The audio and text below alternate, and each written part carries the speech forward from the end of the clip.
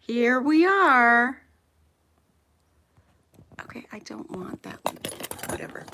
I am doing a live or live chat, live video, live something. Is that better?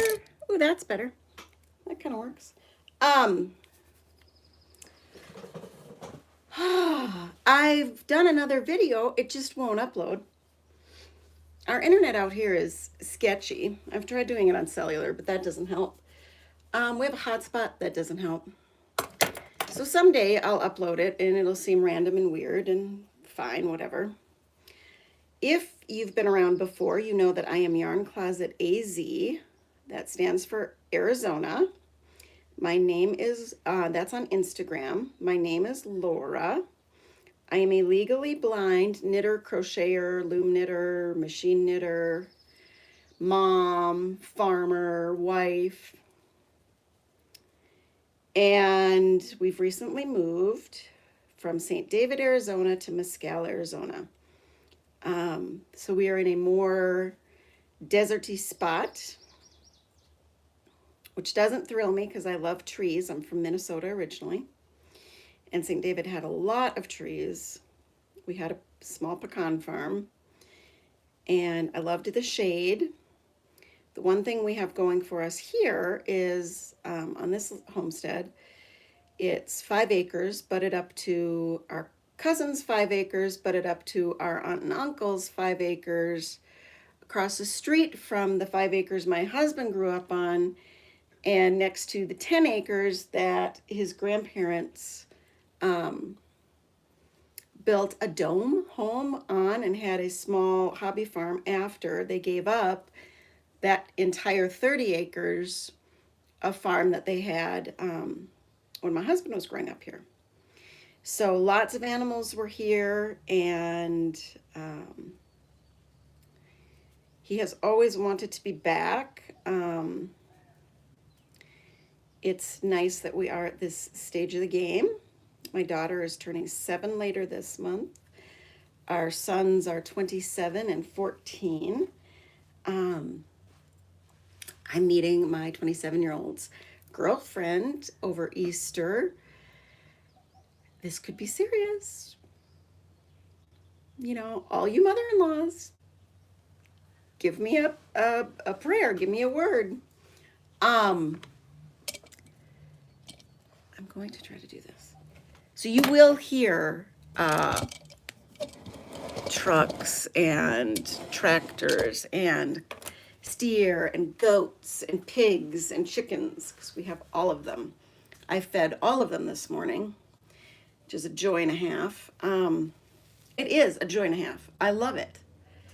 But I've been having some hip problems because we're on gravel here, and I don't walk as well on gravel being legally blind. So my hip was out. And I was overdoing yesterday trying to get some painting done with my mom, who is almost fully blind. Many of you remember Grandma Kitty from her time on the podcast. But today we're just going to sit and chat, and I'm going to start crocheting a border on this knitted baby blanket rectangle. So because of things, I haven't had the time to get the hand done one finished. So I just machine knit. I got a LK100 and I have an LK150. Those are 6.5 and 9 millimeter machines. I also have a Dean & Bean sock machine with a new Tuttle cylinder that has 90 stitches and hopefully will give me some kids beanie style hats in fingering weight, because that would be very helpful in Arizona. And so I just did this little rectangle. Now I'm trying to single crochet around it in the same color. Not sure if I'll have enough, but I have other white. And then I will do some extended border work in crochet, and then I might do some double stitching of the child's name on the blanket, or maybe I'll just put some flowers on there or heart or something. I don't know. It's going to be what it's going to be. I have not had a lot of time to get anything done recently because of the animals. My husband's a retired fireman, paramedic, and our cousin is also a fireman, EMT, and he is out fighting for a 2.5 week stint some land fires in Texas. So we've been doing all of the animals, the ones on our property, and right now he's got the younger pigs on his. And it's just been what it's been. It's been exhausting and tiring and lots of adjustment. My daughter getting used to a new school, me getting used to a new school.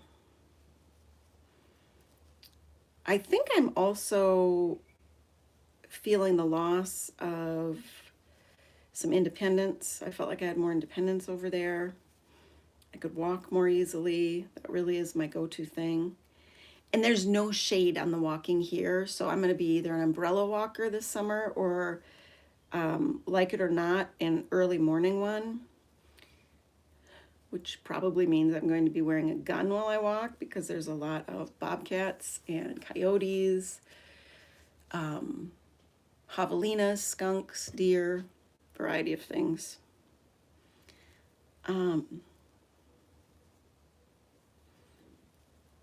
No, I would not shoot to like kill an animal because I don't think I would make a kill shot. I would shoot to like scare it away. And we're not talking about heavy duty armaments. We have a little 22 handgun for me to take on the walks. If you're not gun friendly, that's okay, neither am I.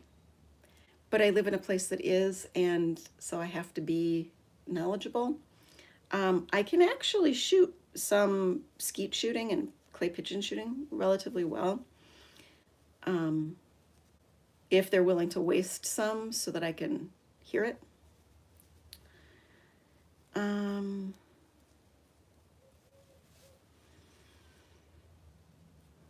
I miss you. It's just been so long. 50 Fabulous Knits is a podcast I just started watching. She's Danish. She's got a Hispanic daughter. Peruvian? Oh, I'm not sure. Living in Plano, Houston, Texas area with her son and grandchild.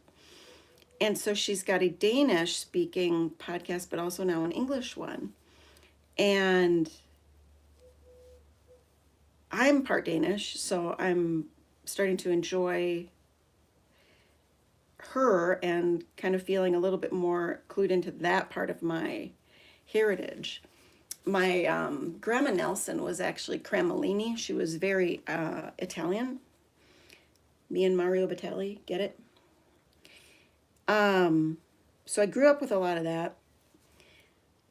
And the kind of German nondescript heritage. But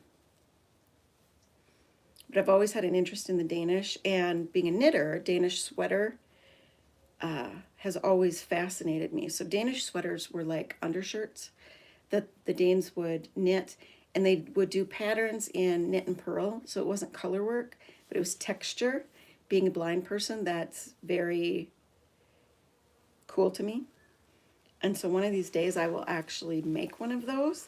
It's hard for me to follow a chart or make something that's complex, especially if I'm following it just out of texture, because I can see out of one eye. Kind of like looking through a straw. Everything is very blurry. And when there's too much light, it's even more blurry because I have no pigment in my retinas. I have ocular albinism, among other things. And yes, now that I live here, I tend to blur my words together a lot more. It's like a oddly cultural thing in the Southwest. Also saying, my kids will say, oh yeah, we're going to do that between 4 and maybe 3. Where I grew up saying, we'll do that between 3 and 4. Some of you will know where this influence came from. Any guesses? Yes, the Spanish language. Um,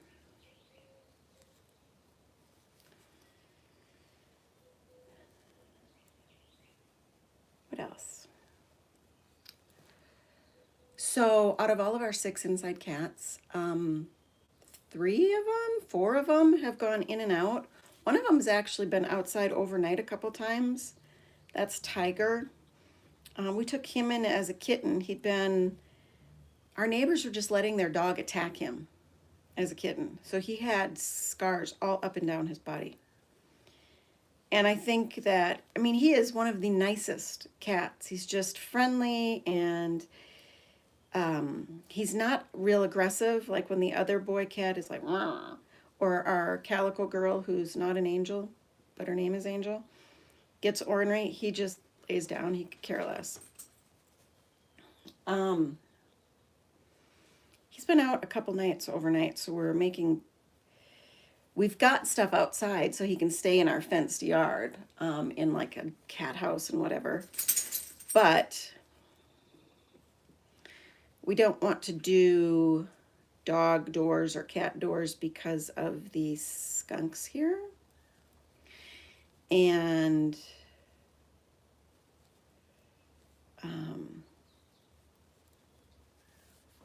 Chip, you're standing on my arm. But he's doing okay, and we're trying to make sure he's in. He's a sneaker outer, though. But they are enjoying our really big porches. I think we have 10 to 12 foot wide porches. They really help the heating and cooling of the house. And then we have 2 rooms. This is a small, 3 actually. So this is a small, they would think of it as a shed or storage room off of our front porch, but there's a window in it. So it's half storage and half yarn closet. There's another one in back that's bigger than this. That's our pantry. It also has a window, and it's got some cabinetry in it. So and it's right off the kitchen. So that's where all of our extra fridge and freezers are, and food, pantry stuff, and storage. I have to get a few things out of there today and move them here, because we have a lot. We had a gargantuan pantry at the last place, as some of you would remember.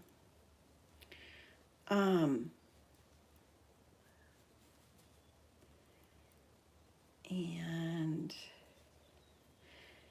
I had an outline, but this whole doing this right now started, and now I'm totally off my outline. Totally off of it. But it's going well. I'm excited. My husband's making another dump run today because I can't help him because my hip is bothering me. And we don't want it to get worse. We have a big later month. We've got baby dedication this next weekend, hence the baby blanket. And then we've got Easter, and our aunt hosts a gargantuan egg hunt, like over like hundreds of people. Like one year, I'm pretty sure there was 200 people there. Based on the fact that I've had 3 weddings, I can gauge large group sizes. And this year, hopefully it will be back to more of its glory. So we're kind of excited to be more in the inner loop of its workings and participating in getting that off the ground. The kids have a blast with it. And we're going to have some family. We've got an RV hookup here. So we've got some family that's going to bring an RV and stay on our property for I think like 4 nights. We've also got an RV, so our oldest son will probably be staying there. His girlfriend will be staying in the house. We have a studio off the garage, which is not, there's no shower yet. But we don't have it set up yet. It's just secondary storage as we're organizing. But yeah, it could be interesting to see how many people are actually here. And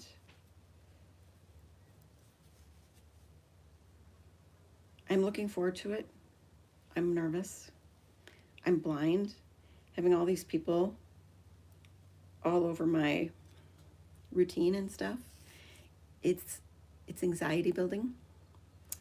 Knowing that my kitchen will not be my own, and just having the chaos of a lot of people around, it can be tough.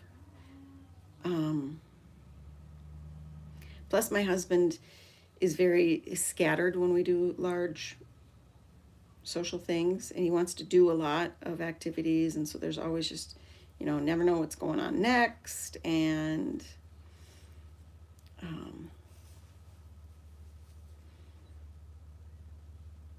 there's always a big range of ages and abilities. Like when my dad was around for Christmas, at the time, it was before his knee surgery, he could barely walk. And he's doing much better in recovery. He's about a month out from that surgery. And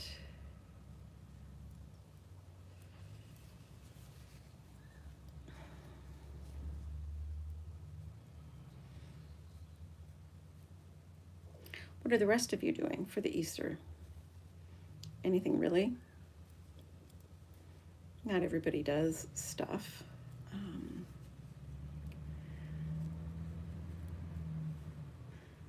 I bought the Walmart cookie eggs so my daughter can color those. I don't do colored eggs. We've tried a couple years and it just has not been a successful endeavor.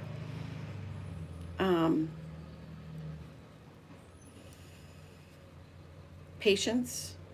I don't know. It's gotten to the point where I think I'm the most patient person in the family.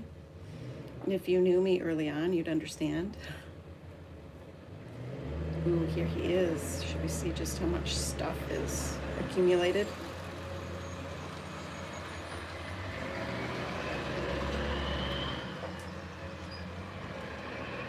Now, did I make it all the way around or around 3? Okay, I made it around 3 sides. I may not do that last side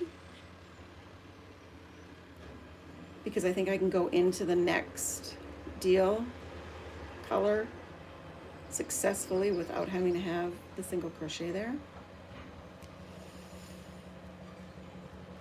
Because it's a beginning or an end side, so it's got something a little bit more akin to crochet.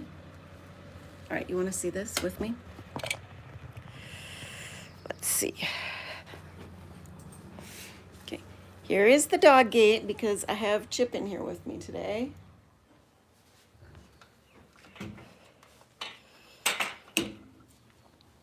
See our big porches?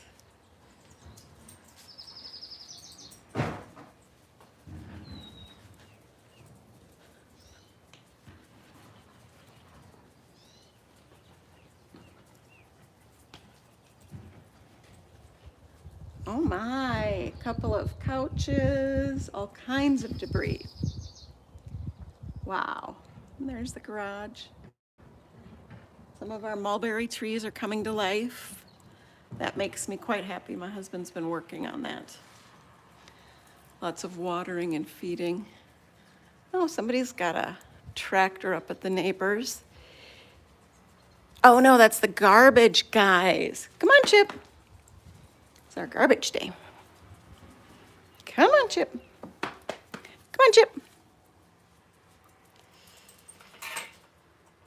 Our neighbor just got sheep, lambs. So that was fun. And oh, Oh yeah, our goats are napping right now. I'm gonna come sit on my lap, Chip. Come on. So,